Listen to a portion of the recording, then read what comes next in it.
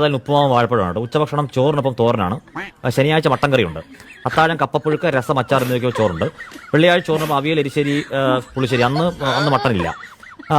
ബുധനാഴ്ച ചോറിനൊപ്പം മീൻകറിയുണ്ട്. പുളിശ്ശേരി അവിയലുമാണുള്ളത് ഉച്ചയ്ക്ക്. ചൊവ്വാഴ്ച ചോറിനൊപ്പം അവിയൽ, സാമ്പാർ, തൈര്. തിങ്കളാഴ്ച ചോറിനൊപ്പം മീൻ വറുത്തതുണ്ട്, പുളിശ്ശേരിയുണ്ട്. പച്ചമീൻ വറുത്ത് നൽകണമെന്ന് നിർദ്ദേശം. വറുത്ത് കോരുമ്പോൾ മീൻ 100 ഗ്രാമിൽ താഴെ ചുരുങ്ങും. അപ്പോൾ അത്രയും നോക്കിയാണ്. തിങ്കളാഴ്ച ചോറിനൊപ്പം അവിയലും തീയലും തൈരൊക്കെ ഉണ്ട്. കോഴിക്കറിയൊക്കെ ഉണ്ട്. എല്ലാ ആഴ്ചയും ഇപ്പം നോൺ വെജ് ആയ ആൾക്കാർ എല്ലാ ആഴ്ചയും മട്ടൻ കഴിക്കാൻ പാങ്ങുള്ള എത്ര പേരുണ്ട് നമ്മുടെ കൂട്ടത്തിൽ? അപ്പോൾ ഗോവിന്ദച്ചാമിക്ക് മസിൽ ബലം വരും.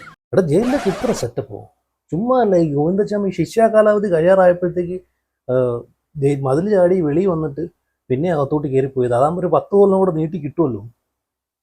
2 മാസം ജയിലൊന്ന് വാടക കിട്ടിയായിരുന്നെങ്കിൽ കൊള്ളായിരുന്നു. ഒന്ന് വിളിച്ചു നോക്കിയാലോ, ജസ്റ്റ് ഒന്ന് വിളിച്ചു നോക്കാം. ചിലപ്പോൾ ഒഴിവ് വല്ലതും ഉണ്ടെങ്കിലേ 2 മാസം ആവശ്യമായി അടിച്ചു പൊളിക്കാലോ.